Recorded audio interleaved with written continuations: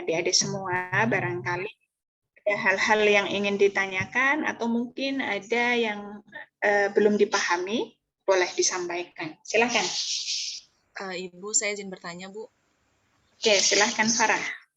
Perkenalkan, nama saya Farhan Rufadilah.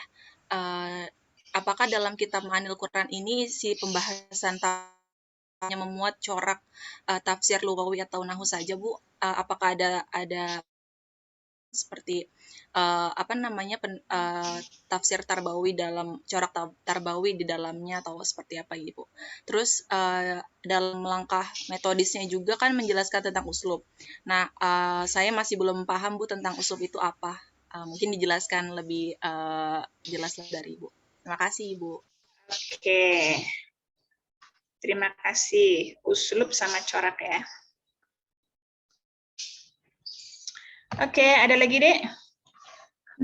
Saya Bu izin bertanya, Mas Nisa. Kan di tafsir Ma'nawi ini yang Al-Faro ini kan memakai sumber bil maksur sama ar-ra'i ya. Sedangkan ada yang bil isyariyah. Cuman kan Al-Faro ini condong ke pembahasan kebahasaan, jadi memakai yang bil ar-ra'i. Terus kenapa Bu mesti tidak memakai isyari juga? Apa karena emang dia lebih condongnya ke bahasa atau gimana gitu Bu? Juga yang metode isyarinya. Oke, bil isyari ya. Oke, terima kasih banyak. Ada lagi? Saya izin bertanya, Bu. Oke, Aisyah, silahkan. Ya. Jadi kan di yang sumber penafsiran tadi yang bil maksur itu kalimat faktubu dan fastodu kan dikatakan hadzal amrul laisa bifaridah, Bu ya. Nah, itu Al-Faro itu bisa menyimpulkan seperti itu karena memang kalimat faktubu dan fastodu itu memiliki wazan yang mempengaruhi maknanya, sehingga maksudnya bisa dikatakan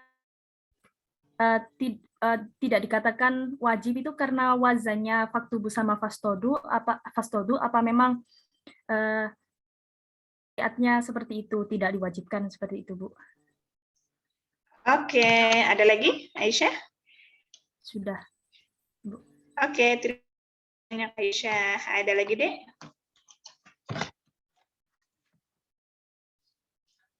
Apa yang mau ditanyakan? Saya izin bertanya, Bu. Oke, silahkan Ananda Sahara. Ya, nama saya Ananda Sahara. Pertanyaannya itu, bagaimana komentar para ulama mengenai kitab tafsir Ma'anil Quran ini? Terus sumbernya itu kan memakai tafsir bil maksur sama bil ra'i.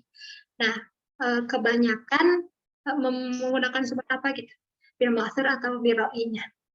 Oke, lebih banyak mana ya?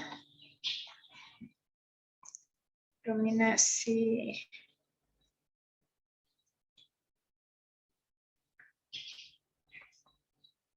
Ada lagi, Dek? Bil ra'i dan bil maksur ya.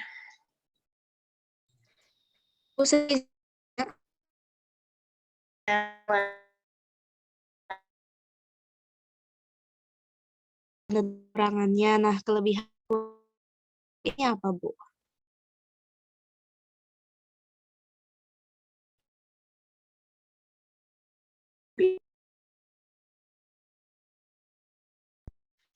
Oke, ini sudah ada 5 penanya.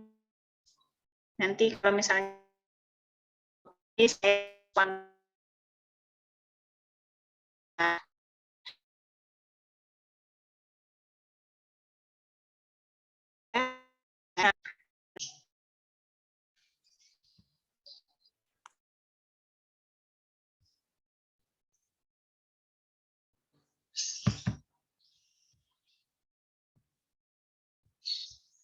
Oke, saya share screen.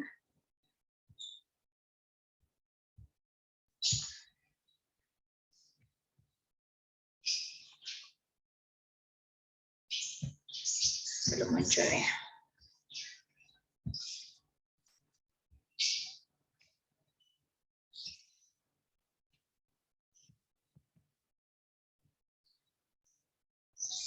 Sebentar deh. Kitabnya belum muncul.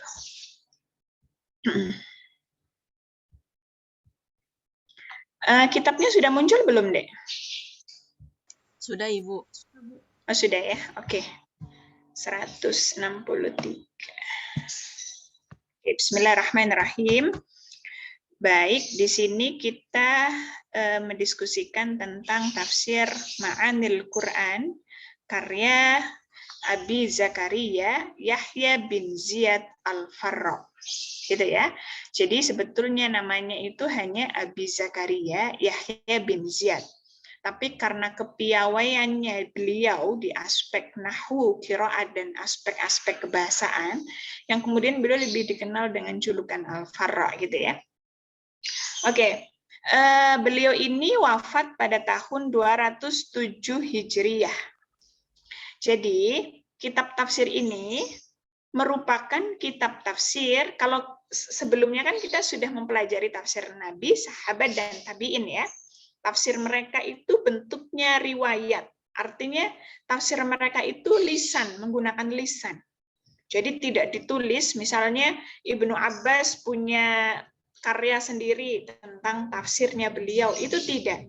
Jadi penafsiran beliau yang menggunakan lisan, begitu ya.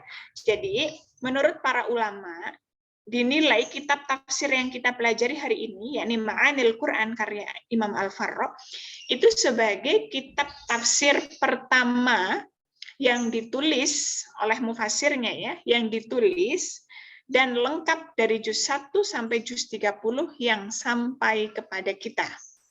Saya garis bawahi yang sampai kepada kita ya. Karena bisa jadi ada kitab tafsir sebelum Al-Farra yang tidak sampai kepada kita. Sementara kan kita hanya bisa mengidentifikasi kitab-kitab yang sampai sekarang masih ada, kira-kira begitu ya. Jadi kitab tafsir inilah yang dianggap sebagai kitab tafsir pertama yang ditulis sebanyak 30 juz, dari juz 1 sampai juz 30, yakni tafsir Ma'anil Quran karya Imam Al-Farra. Ini ada 3 jilid ya. Kebetulan yang saya download itu jilid juz awal, juz pertama ya. Hanya sampai surah Yunus saja. Oke, Imam Al-Farra ini wafat tahun 207 Hijriyah. Berarti beliau wafat di awal abad 3 Hijriyah ya. Oke, kalau kita lihat biografinya, beliau kan memang lahir di abad 144 ya. Di tahun 144 dan wafat di tahun 207. Berarti hidup di pertengahan abad kedua ya. Dan wafat di awal abad ketiga. Oke ya. Nah, nama beliau itu adalah Abu Zakaria Yahya bin Ziyad dan seterusnya ya, cukup panjang. Di belakangnya ada Al-Kufi. Dia dari Kufah. Coba saya tanya ke adik-adik semua, Imam Qiraat 7 yang dari Kufah itu siapa saja?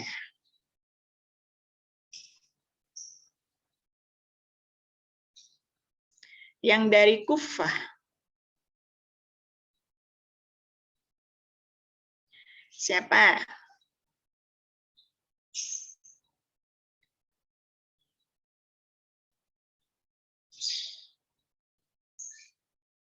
Ada yang tahu? Al-Kisai, Bu. Oke, bagus. Al-Kisai dari Kufah. Terus siapa lagi, Dek? Imam Asim, Bu. Imam Asim. Ya, betul. Imam Asim dari Kufah. Ada lagi? Imam Hamzah. Ya, betul. Jadi ada 3 ya. Hamzah, Asim, Hamzah, dan Al-Kisai. 3-3-nya dari Kufah. Jadi kalau kita prosentase dari 7 imam, ternyata 45%-nya itu dari Kufah. Begitu ya. Karena memang Kufah itu dikenal sebagai gudangnya ya, gudangnya ulama-ulama yang ahli di bidang qiraat. Ya, jadi adik-adik kalau baca tafsirnya Al-Farra, beliau juga cukup intens mendiskusikan tentang qiraat. Itu cukup banyak ya, beliau mendiskusikan tentang qiraat.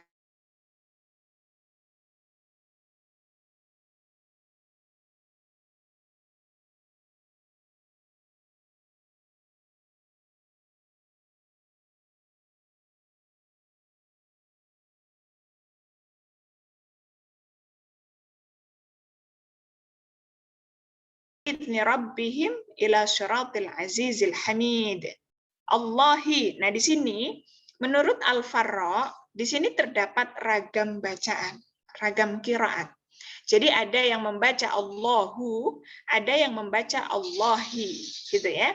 Nah, karena memang beliau itu ahli di bidang nahwu juga, ya. Jadi beliau menganalisa. Jadi dengan adanya perbedaan qiraat, itu beliau mencoba menganalisa. Kalau dibaca Allahi, dibaca jer, itu karena memang mengikuti huruf sebelumnya. Bukan huruf kata ya, mengikuti kata sebelumnya. Al-Aziz, Al-Hamid, Allahi. Kan begitu ya. Tapi kalau dibaca dhammah, dibaca rofa, Allahu, itu karena dia warraf'u 'alal istinaf, gitu ya. Nah, dia dibaca rofa karena dia posisinya istinaf. Istinaf itu awal kalimat, ya. Linfisalihi minal ayah, karena memang dia terpisah dengan ayat sebelumnya, kan begitu ya. Jadi kata Allahi ini adalah awal kalimat. Nah, kalau awal kalimat karena dia posisinya istinaf, itu bisa jadi di sini posisinya kedudukannya sebagai mubtada karena dia sebagai awal kalimat. Kira-kira begitu ya. Subjek mungkin kalau kita kalau di bahasa Indonesia subjek, predikat, objek, keterangan gitu ya. Nah, Allahi ini sebagai mubtada, sementara mubtada dibaca rofa. Kira-kira begitu ya. Jadi begini deh, Kufah itu dikenal sebagai kota yang memang perkembangan ilmu nahwu itu sangat pesat di sana. Ya, jadi sebetulnya ada dua tempat. Ada Basrah dan ada Kufah. Basrah mungkin adik-adik mengenal Imam Sibawayh. Ada yang pernah mendengar Imam Sibawayh dulu kalau belajar nahwu? Ya, pernah. Pernah ya. Nah, kalau Kufah itu tokohnya ya Imam Al-Farra ini salah satunya ya. Jadi beliau dengan adanya ragam qiraat itu memunculkan teori baru. Teori tentang apa ya? Teori tentang nahwu gitu ya. Jadi perkembangan nahwu di Kufah itu sangat berkembang pesat ya. Oke, saya coba berikan contoh dulu ya sebelum masuk ke pertanyaannya Farah dan teman-teman yang lain ya.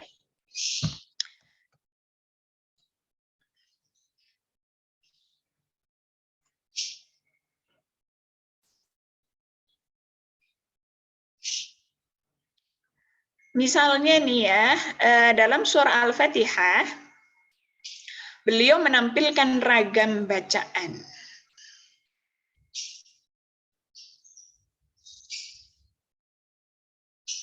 Nih ya, Alhamdulillah, mungkin adik-adik ketika belajar ilmu qiraat tentang surah Al-Fatihah, mungkin Alhamdulillah ada perbedaan bacaan nggak, Dek?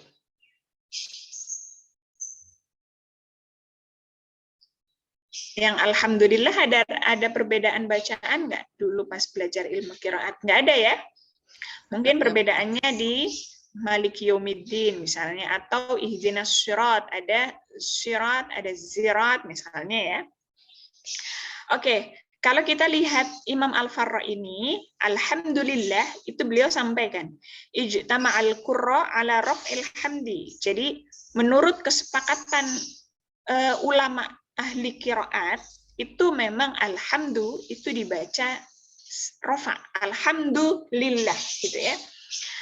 Wa amma ahlul badwi, tetapi menurut ahli badwi, yakni orang pedalaman Arab ya, itu mereka membacanya faminhum may yaqul alhamda. Jadi dibaca nasab, alhamdulillah. Wa minhum may yaqul, dan di antara mereka juga ada yang membaca alhamdulillah dibaca jer. Ada juga wa minhum may yaqul alhamdulillah. Jadi dibaca dua-duanya dibaca rofa ya, dibaca dhammah. Alhamdulillah.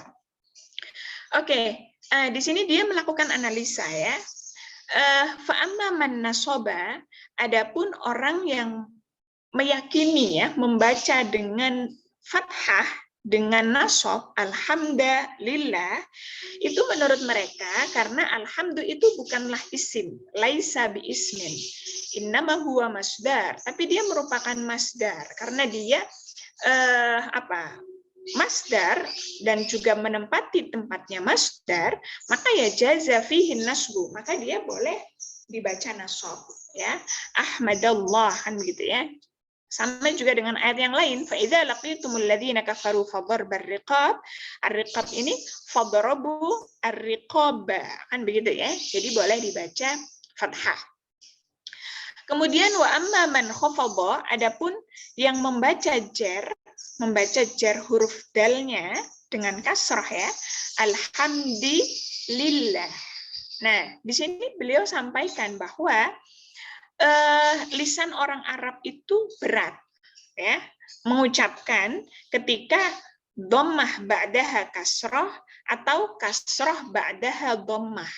Jadi kalau ada berdekatan ya antara dhammah dan kasrah itu berat. Mereka menyebutkannya, misalnya alhamdulillah, habis du li itu kan berat ya. Beda dengan kalau sama-sama kasrah, alhamdulillah kan gampang ya. Atau alhamdulillah kan sama-sama dhammah. Oke, jadi karena mereka merasa berat dengan dhammah ba'daha kasrah atau kasrah ba'daha dhammah, maka di sini ada yang membaca alhamdulillah. Atau bahkan yang terakhir ada yang membaca alhamdulillah gitu ya. Wa ammal ladzina rafa'ul lam fa innahum aradul misal al-aktsar min asma'il arab alladhi yajtami'u fihi ad-dhammatani. Jadi mengumpulkan dua dhammah ya.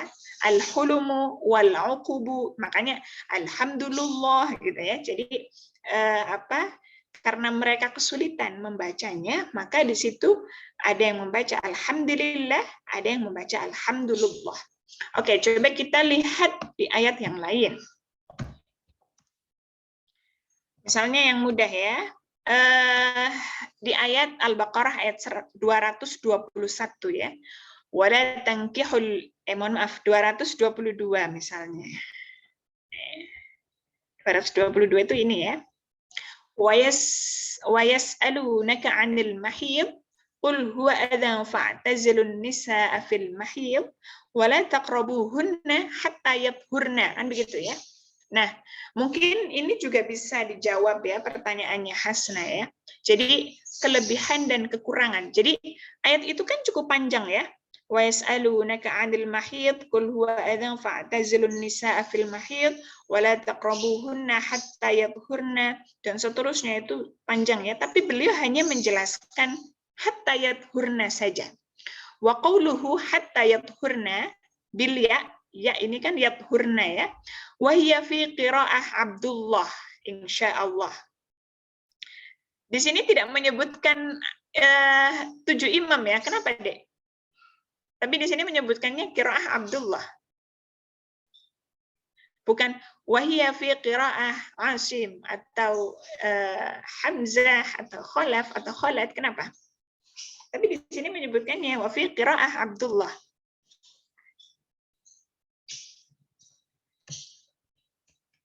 Kenapa? Ada yang tahu? Apa beliau nggak mengenal? Gimana, Dek? Nih, kalau perbedaan yang lain juga sama ya, beliau tidak pernah menyebutkan. Nih juga, wahiyya fi qiraah Abdullah. Tidak menyebutkan ini bacaannya Asim, Al-Baqun, itu bacaannya apa, itu enggak. Kenapa coba kira-kira?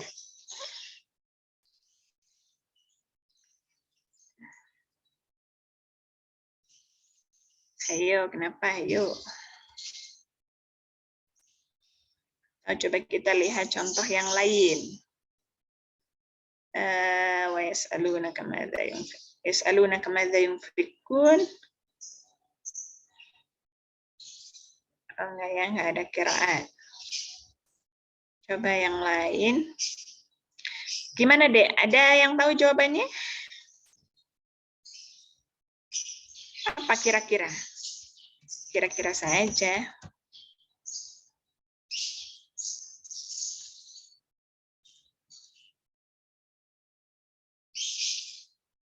Nah, di sini juga ada qala al-Kisai ya, tapi imam bacaan, ragam bacaan. Coba kenapa? Tadi 163 ya. 163. Oke, saya balik lagi tadi. Hatta yadhurna. Jadi, kalau misalnya hasna itu menanyakan kelebihan dan kekurangan ya, tergantung dilihat dari sudut pandang mana, gitu ya. Mungkin kalau bisa juga kita lihat kelebihan dan kekurangannya. Misalnya begini, ayat itu kan cukup panjang, tapi yang didiskusikan hanya hatta, dan ini memang terjadi ragam bacaan, terdapat ragam bacaan. Jadi memang beliau itu sangat intens terhadap kajian qiraat, terlepas memang sebagai gudangnya orang-orang atau ulama yang ahli di bidang qiraat ya. Al-Farra juga memang ahli di bidang qiraat. Oke, jadi kalau kita lihat ya, penafsiran beliau cukup singkat.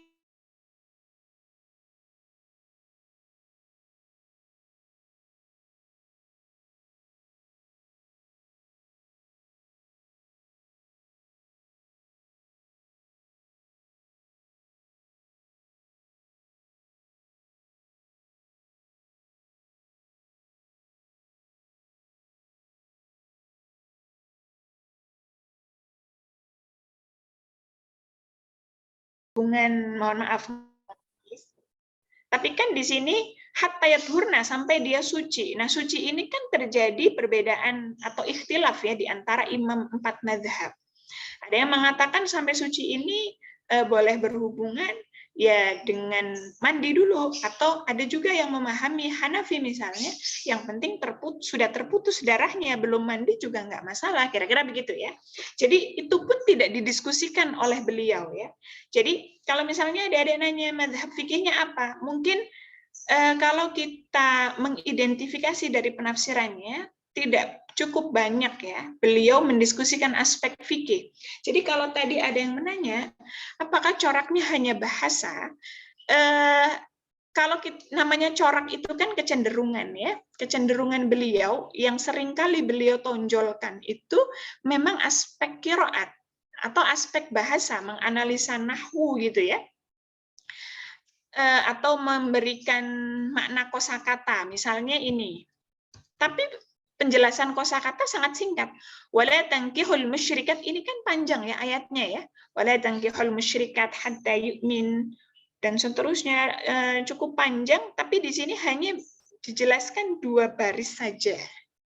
Dan itu wala tankihu yuridu la tazawwaju. Jadi tangkihu ini diartikan di makna kosakata ya, itu la tazawwaju. Berarti kan ini singkat ya. Memang kalau kita lihat coraknya ya bahasa, karena itu yang paling menonjol. Sementara padahal ayat ini bisa didiskusikan dari aspek fikih, tapi beliau tidak mendiskusikan aspek fikih, begitu ya. Makanya kalau tadi Farah menanyakan apakah coraknya hanya bahasa, iya. Karena ayat itu misalnya berpeluang didiskusikan fikihnya misalnya, atau aspek kalamnya misalnya, itu beliau tidak mendiskusikan. Fokusnya ya hanya di aspek bahasa. Begitu ya Farah ya. Jadi coraknya itu adalah bahasa. Nah, sementara ini juga merupakan kekurangan ya, karena penafsirannya hanya singkat. Kalau kita melihat sudut pandang sekarang dan membandingkan dengan kitab-kitab tafsir yang lain. Tapi mungkin pada masanya, karena pada saat itu mungkin pada memahami ya, mereka paham akan Al-Quran, ya mungkin menurut kira-kira begitu ya. Karena kan kitab tafsir ini ditulis karena pesanan dari sahabatnya ya, permintaan dari sahabatnya untuk menuliskan sebuah kitab tafsir. Ala kulli hal, Ini ada kelebihan, tentunya juga ada kekurangan. Kelebihannya itu tadi ya, ini menjadi kitab tafsir pertama yang ditulis sebanyak 30 juz. Di sisi lain beliau mendiskusikan ilmu qiraat sangat luas. Ini juga bagian dari kelebihan. Beliau menganalisa nahwu dengan sangat detail. Jadi ada perbedaan qiraat, kemudian beliau coba artinya perbedaan qiraat itu, adanya ragam qiraat itu yang kemudian juga bisa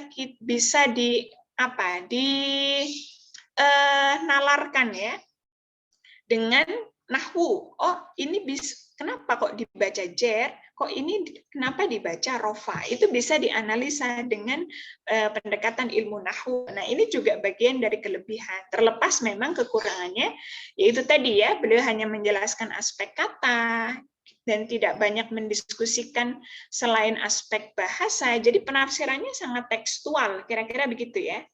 Tidak kaya informasinya.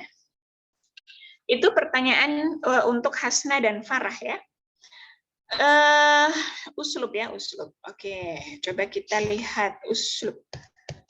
Adik-adik sudah belajar balaghah ya? Uslub itu gaya. Belum, Bu. Belum. Oh, belum ya? Oh iya, ini semester 4 ya. Adik-adik nanti semester 6 sama 7 itu belajar ilmu balaghah ya. Ilmu balaghah dan balaghah Qur'aniyah. Jadi Al-Qur'an kan menggunakan uslub yang luar biasa ya. Gaya bahasa yang dipakai Al-Qur'an itu luar biasa. Misalnya saya contohkan Al-Qari'ah, Mal-Qari'ah, wa ma adraka mal-Qari'ah. Itu kan juga menarik ya. Kenapa ada pengulangan Al-Qari'ah, Mal-Qari'ah. Kemudian yang ketiga, wa ma adraka mal-Qari'ah. Kalau adik-adik teliti ya, kenapa Al-Quran menggunakan kata wa ma adra? Apa yang kamu ketahui tentang hari kiamat? Kenapa menggunakan wa ma adra, bukan wa ma a'lamaka? Kan mengetahui itu bisa menggunakan wa ma a'lamaka ya. Tapi di situ mengambilnya wa ma adraka mal qaryah. Sama juga dengan redaksi yang lain, misalnya inna anzalnahu fi lailatul qadr wa ma adraka ma lailatul qadr. Kan begitu ya, menggunakan wa ma adra, bukan wa ma a'lamaka. Jadi itu yang kemudian nanti muncul ilmu sastra ya, sastra Arab, sastra Quran, karena memang Al-Quran menggunakan bahasa yang ya ini yang kemudian karena Nabi Muhammad diutus di lingkungan masyarakat yang ahli ya membuat syair, ternyata Al-Quran itu gaya bahasanya itu melebihi syair-syair mereka, kira-kira begitu ya. Oke, kalau kita lihat wa ma adro, kalau adik-adik membaca kitab tafsir itu, jadi kenapa di situ menggunakan kata wa ma adroka? Karena sesuatu yang sesuatu yang luar biasa yang tidak bisa dijangkau oleh nalar kita. Artinya kita masih belum bisa membayangkan bagaimana kejadian itu dan sebagainya ya. Itu memang Al-Qur'an menggunakan wa ma adro. Kayak Lailatul Qadar itu kan sesuatu yang masih abstrak ya. Lailatul Qadar itu gimana bentuknya? Gimana turunnya Lailatul Qadar itu bagaimana kan begitu ya. Begitu juga kiamat. Kiamat itu bagaimana? Makanya di situ Al-Qur'an pemilihan katanya itu menggunakan wa ma adraka, bukan menggunakan wa ma alamaka. Oke. Saya balik lagi ke uslub ya. Jadi memang uslub Al-Qur'an itu sangat luar biasa ya. Mana tadi uslub. Oke, ini i'rab, ini uslub. Oke. Jadi begini. Fokusnya di falimat taqtulun ya. Falimat taqtuluna anbiya Allahi min qablu in kuntum mu'minin. Kalau adik-adik dulu belajar nahwu ya. Taqtulun di sini kan fiilnya mudhari. Begitu ya, fiil mudhari. Kenapa? Fiil mudhari itu kan menunjukkan makna sekarang atau yang akan datang. Gitu ya, itu fiil mudhari. Nah, tapi di sini falimat taqtulun dia kan kenapa mereka itu membunuh nabi-nabinya Allah dulu ya. Kenapa mereka dulu itu membunuh nabi-nabinya Allah? Berarti kan di sini bentuknya fi'il mudhari'. Fi'il mudhari' harusnya menunjukkan masa sekarang dan masa yang akan datang. Tapi kok kalau melihat maksudnya itu menunjukkan masa lampau, begitu ya. Nah, ini kan diskusi uslub, gaya bahasa ya. Atau misalnya nih, artinya di sini beliau mendiskusikan aspek uslub. Terlepas memang belum mendalam ya, Farah ya. Atau misalnya nih, ada ayat wa in ta'ifatani minal mu'minin iqtatalu. Misalnya ya. Di surah Al-Hujurat ya, wa in ta'ifatani, apabila ada dua kelompok minal mu'minin, apabila ada dua kelompok orang mukmin, iqtatalu, kalau mereka itu berkelahi ya, fa aslihu bainahuma, maka sebaiknya kita mendamaikan keduanya, kan begitu ya.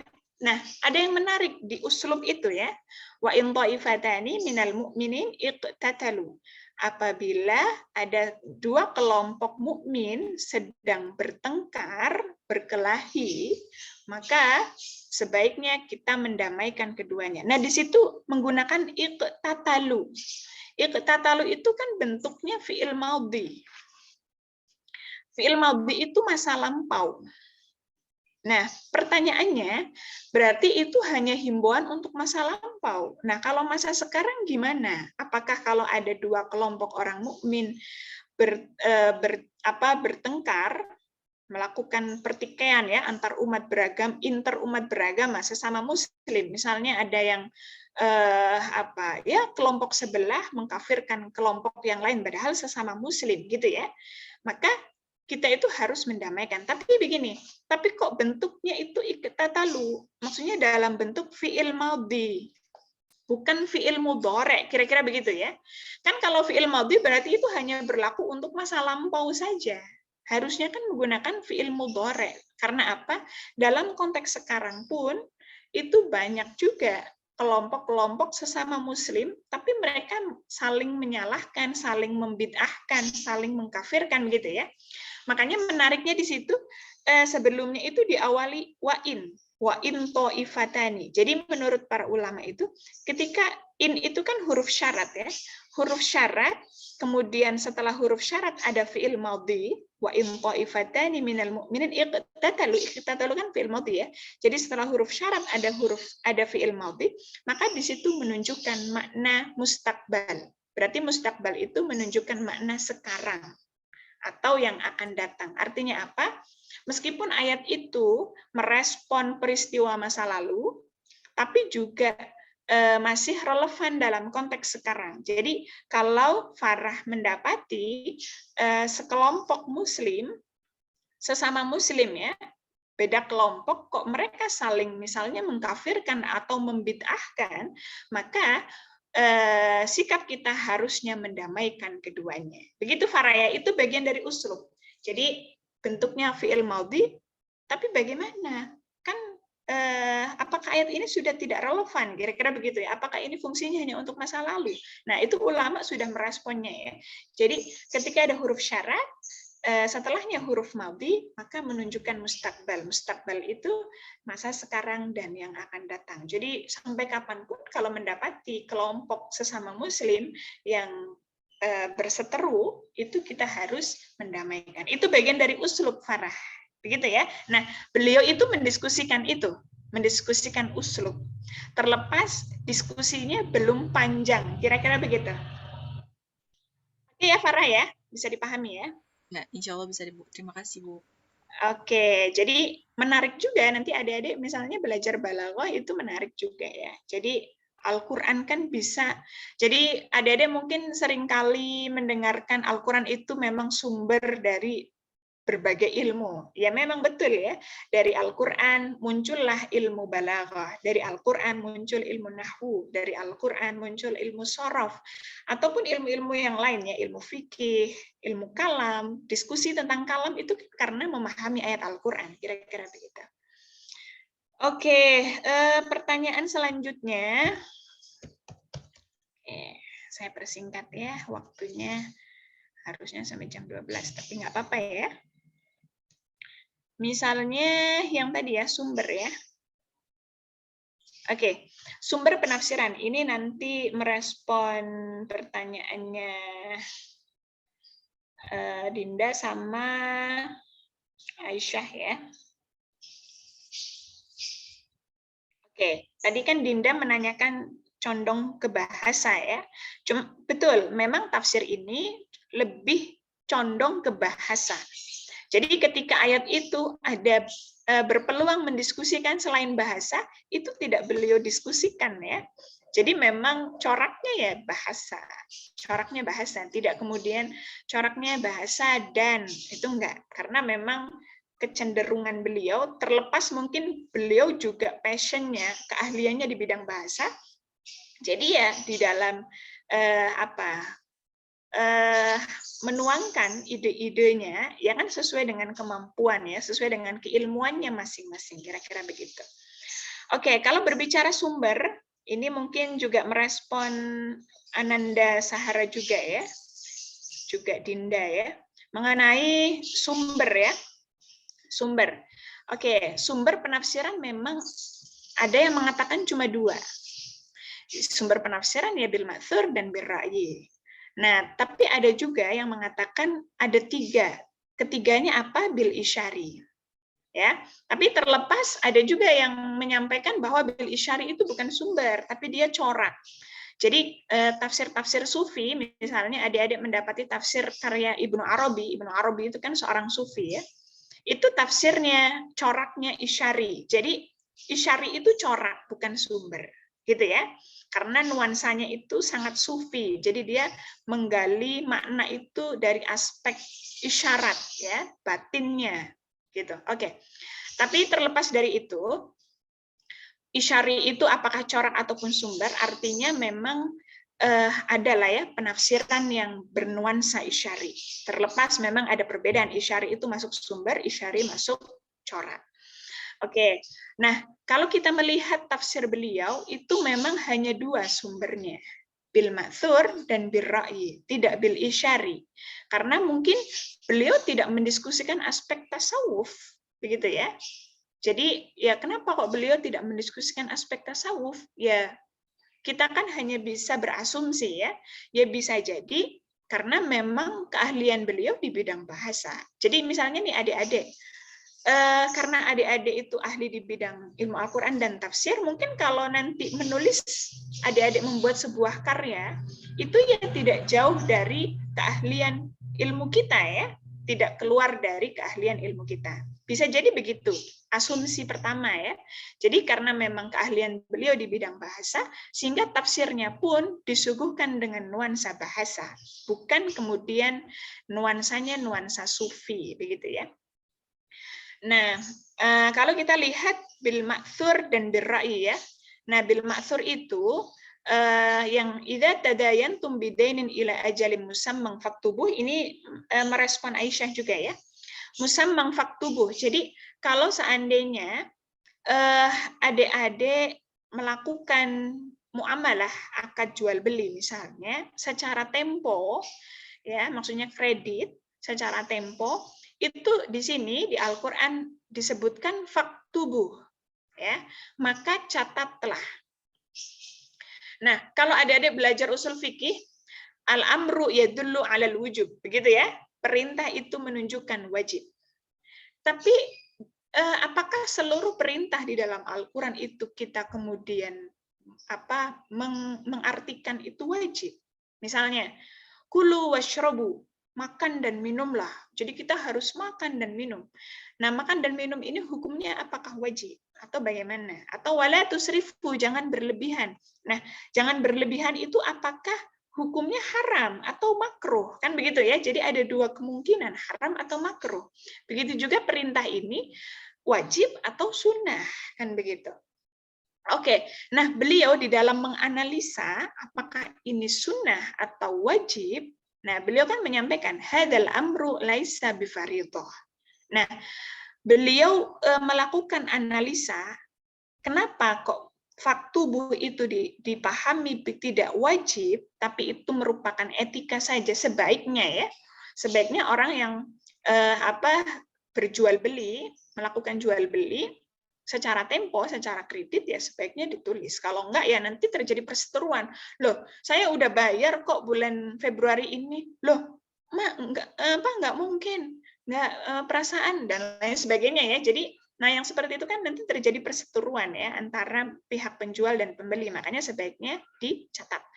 Tapi di sini beliau menganalisanya hukumnya itu sunnah ya, bukan wajib, karena perintah ini juga wa idza halaltum fastadu ya, apabila sudah bertahallul ya, artinya sudah selesai umroh atau hajinya sudah selesai, fastadu, maka berburulah kalian.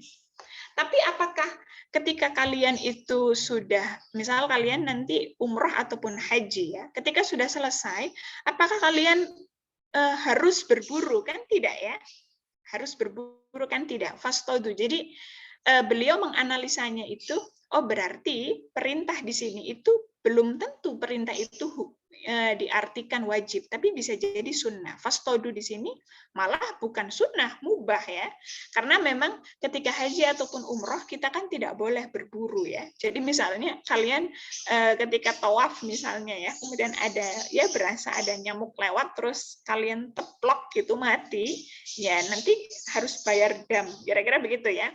Nah, makanya di sini kalau semuanya proses haji ataupun umroh sudah selesai, maka kalian boleh berburu, boleh di sini ya, bukan harus. Perintah di sini itu bukan harus.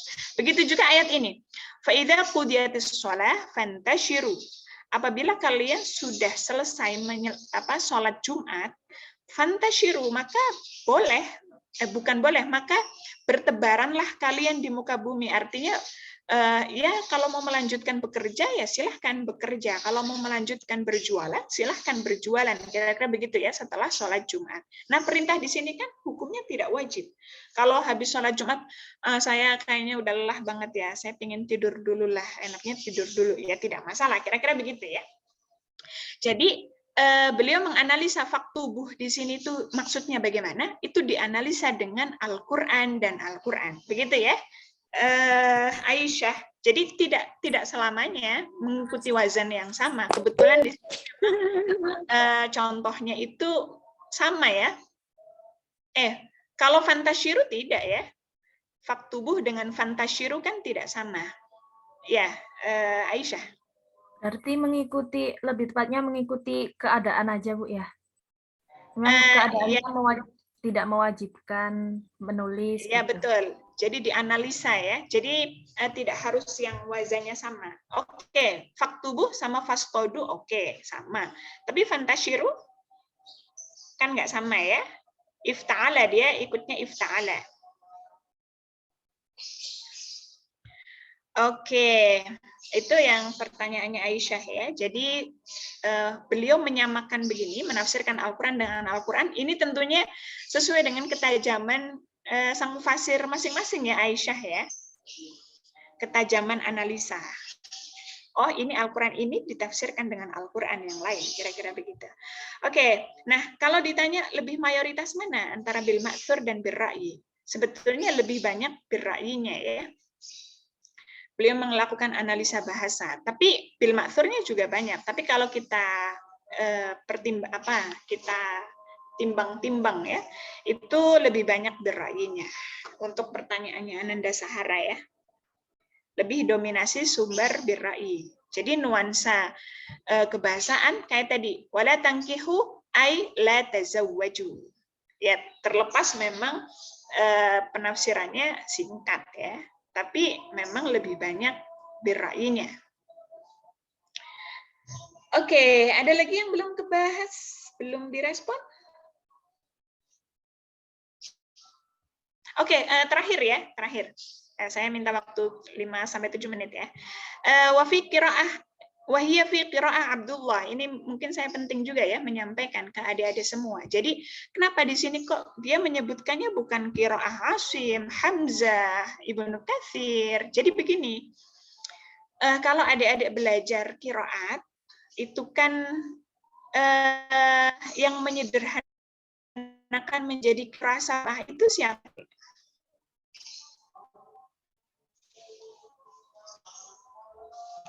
Siapa, ayo?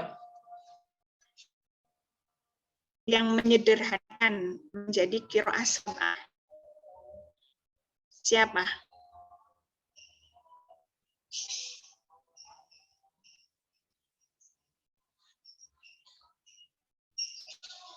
Cek suara saya ada? Imam Syatibi bukan, Bu? Imam Syatibi. Oke, ada lagi? Jadi nanti adik-adik bisa ya baca bukunya Pak Fatoni itu. Jadi mulai penyederhanaan. Kalau Imam Syatibi itu yang menazomkan ya, menazomkan. Jadi melakukan penyederhanaan qiraat menjadi yang dikenal sekarang dengan qiraah sab'ah.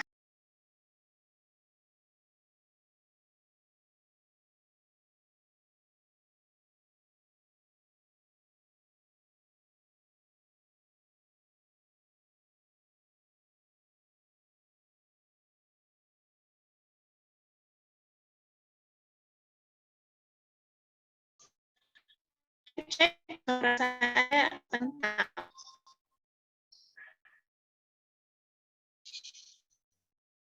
Terdengar, Bu, tapi putus-putus.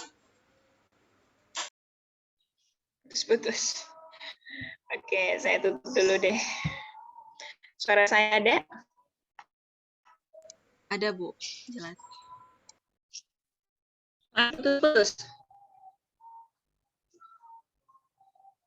Masih putus-putus, Dek? Sudah jelas, Ibu. Sudah jelas ya, alhamdulillah. Jadi begini. Ya, tadi kan saya tidak share screen lagi ya. Biar nggak putus-putus. Jadi begini. Kenapa? Jadi yang melakukan penyederhanaan terhadap qiraat itu kan Imam Ibnu Mujahid. Jadi sebetulnya begini. Kalau di masa Nabi itu fase periwayatan qiraat itu ya. Artinya yang ceritanya Hisham itu ya, dia membaca surah Al-Furqan, tapi ternyata yang dia baca berbeda dengan Umar bin Khattab. Singkat cerita, Nabi membenarkan keduanya, begitu ya, bahwa memang Al-Quran turun dengan ragam bacaan. Oke. Jadi di masa sahabat, fasenya masih fase periwayatan ya. Kemudian di era tabi'in baru muncul nanti para sahabat mengajarkan ilmu qiraat kepada para tabi'in yang kemudian nanti muncullah tokoh-tokoh ilmu qiraat ya, tokoh-tokoh yang ahli di bidang qiraat di era tabi'in. Tapi belum ditulis ya. Nah, qiraat itu baru ditulis di abad kedua Hijriyah sampai abad ketiga. Itu baru ditulis. Nah, karena abad kedua sampai abad ketiga itu baru ditulis, nah di situ terjadi perkembangan sebetulnya ya. Artinya qiraat yang ada pada masa itu sangat berkembang pesat. Bisa puluhan bahkan ratusan qiraat bacaan yang berkembang di abad 2 sampai 3 Hijriyah. Jadi terkadang ada satu yang menuliskan ya, itu bisa lebih dari 25 qiraat. Mungkin adik-adik bisa baca yang Maisuro itu ya. Jadi artinya sebelum Ibnu Mujahid itu qiraat berkembang puluhan bahkan ratusan qiraat. Tapi kemudian muncullah Imam Ibnu Mujahid. Imam Ibnu Mujahid itu baru abad keempat. Beliau lahir di pertengahan abad ketiga. Tapi wafat di abad keempat. Jadi dia baru akhir abad ketiga, awal abad keempat, Imam Ibnu Mujahid itu menyederhanakan dari yang awalnya qiraat itu puluhan bahkan ratusan disederhanakan.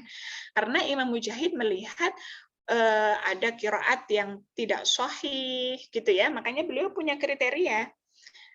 Kriterianya ada banyak ya, yang dulu adik-adik sudah pelajari ya, misalnya tidak sesuai dengan kaidah bahasa Arab, berarti dia tidak dibenarkan qiraat itu, atau qiraat itu tidak mutawatir, berarti tidak dibenarkan qiraat tersebut, yang kemudian akhirnya disederhanakan menjadi qiraah sab'ah itu ya.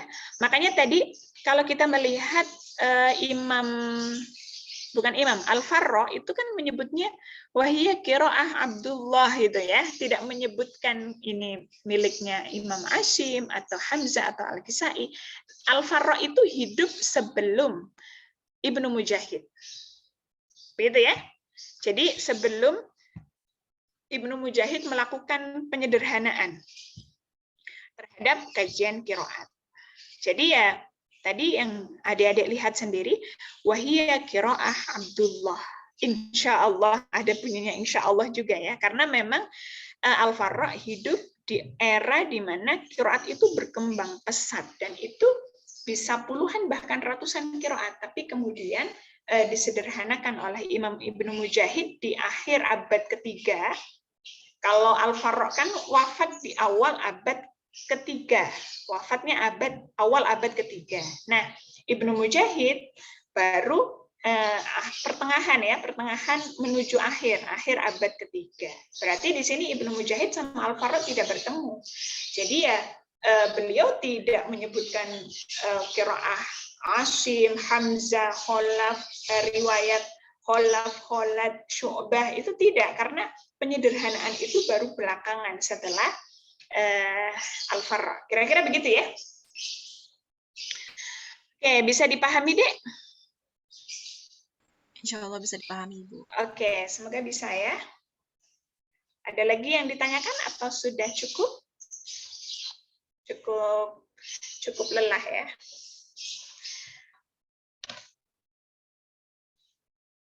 Sudah cukup?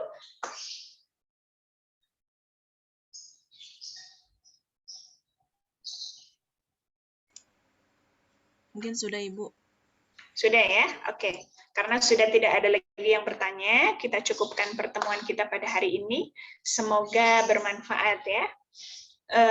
Dan juga semoga adik-adik selalu diberikan kesehatan. Nanti kalau misalnya ada hal-hal yang ingin ditanyakan, nggak apa-apa.